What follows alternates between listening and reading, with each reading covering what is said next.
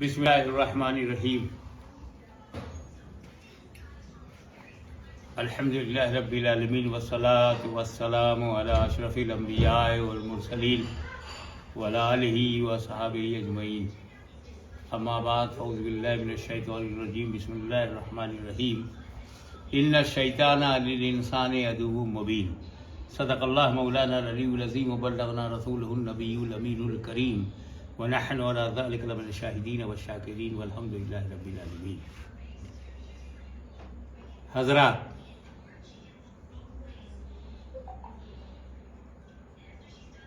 ستیزہ کار رہا ہے ازل سے تا امروز چراغ مصطفی سے شرار بولہبی. اللہ تعالیٰ نے جب نسل انسان کو فروغ دینے کے لیے آدم علیہ السلام کو زمین پر بھیجا اور اپنی نبوت اور اپنی خلافت کا تاج ان کے سر پہ رکھا تو سب سے پہلا انکار کرنے والا عزازیل، جسے دنیا ابلیس کہتی ہے، شیطان کہتی ہے، اس نے انکار کیا. باوجود اس کے کہ وہ بڑا عبادت گزار تھا، بہت ہی ساجد اور عابد تھا، کمال علم اور جمال تقوی سے بہراور بھی تھا، مجلس ملائکہ میں بیٹھتا بھی تھا، جنت میں آتا جاتا تھا. اتنے مراتب تو کسی کافر کو ملے ہی نہیں، نہ ایسے مواقع ملے. پر یہ پہلا اور آخری کافر ہے جو جنت دیکھنے کے بعد بھی جنت سے محروم ہے، دیکھنے کے بعد بھی. تو نتیجہ یہی ہے کہ دو طاقتیں اس شروع سے چل پڑی، ایک رحمانی طاقت، ایک شیطانی طاقت، اور یہ آپس میں نبرد و آزمائش لیے رہے کہ اس سے اللہ تعالیٰ نے انسانوں کا، اپنے بندوں کا امتحان لیا. آزمائش میں آزمائش کی، کون تیرے ہیں وہ تیرے ہیں، جو میرے ہیں وہ میرے ہیں، وہ تیرے نہیں ہو سکتے. یہ دو طاقتیں، جسے ایک ہم سفلی اور ایک رحمانی کہیں، یا ایک الہی طاقت اور ایک شیطانی طاقت، رحمانی طاقت اور شیطانی طاقت، ان دونوں کے نمائندگی ہر دور میں آتے رہے. اللہ تعالیٰ نے انبیاء کرام کا سلسلہ جاری رکھا تو ابلیس نے بھی اپنی شاگردوں کا سلسلہ جاری رکھا. اگر اللہ تعالیٰ نے اپنی وحدانیت کو بتانے کے لیے، حق کو بتانے کے لیے حضرت ابراہیم کو بھیجا تو وہ بھی چپ چاپ بیٹھا نہیں تھا، اس نے بھی اپنا ایک نمائندہ نمرود کی صورت میں بنا کے بھیجا.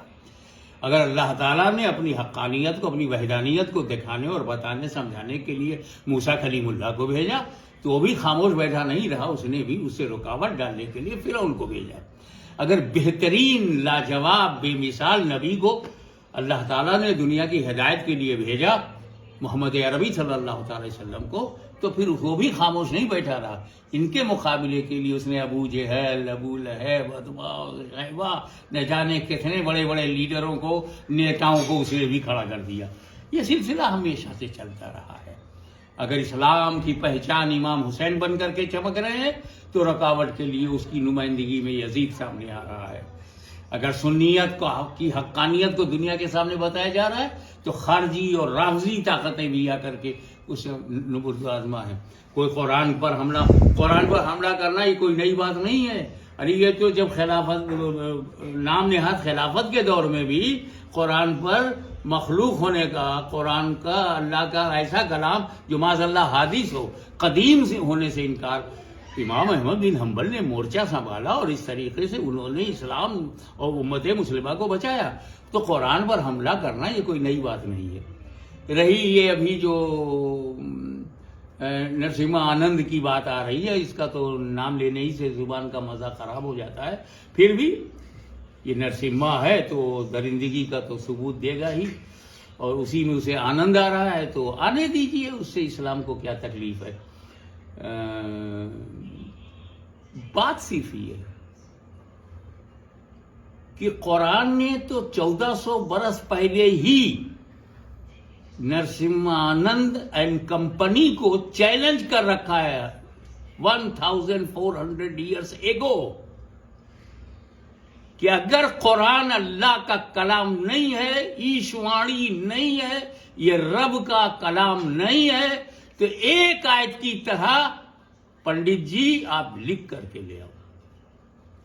جب کوئی بندہ ہند سے لے کے سندھ تک، عرب سے لے کے عجم تک، بھارت سے لے کے امریکہ تک، آج بھی دنیا میں 6 بلین لوگ موجود ہیں، جس میں 2 بلین تو شاید عربی جانتے ہو. ایک پکڑ کے لاؤ جو قرآن کی 6666 آیتیں نہیں، ایک آیت کی طرح دوسری آیت بنا دے. اگر کوئی پنڈت، کوئی ملا، کوئی بھی پڑھا لکھا، کوئی عربی اور عجمی ایک آیت کی طرح دوسری آیت نہیں لکھ سکتا تو مطلب یہ کلام بندے کا نہیں ہے. جب یہ کلام بندے کا نہیں ہے تو بندے کو حق پہنچتا ہے کہ اپنے رب کے کلام پر اعتراض کرے. میاں قرآن پر اعتراض کرنے سے قرآن کو نقصان نہیں ہوتا. اعتراض کرنے والوں کی حیثیت اور ان کی نیت، کیا نیت ہے ان کی، کون جانتا تھا؟ قرآن پر حملہ کرنے سے پہلے اس پنڈت کو کون جانتا تھا؟ بدنام ہوں گے تو کیا نام نہیں ہوگا؟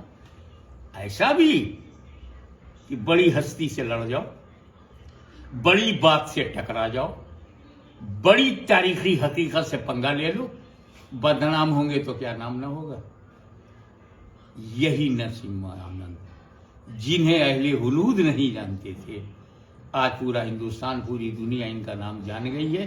اسی نام کے لیے یہ بدنام ہوئے ہیں، تو ان کو بدنام ہونا مبارک ہو، ہمیں ہمارا اسلام مبارک ہو. وآخر دعوانا الحمدللہ رب العالمین.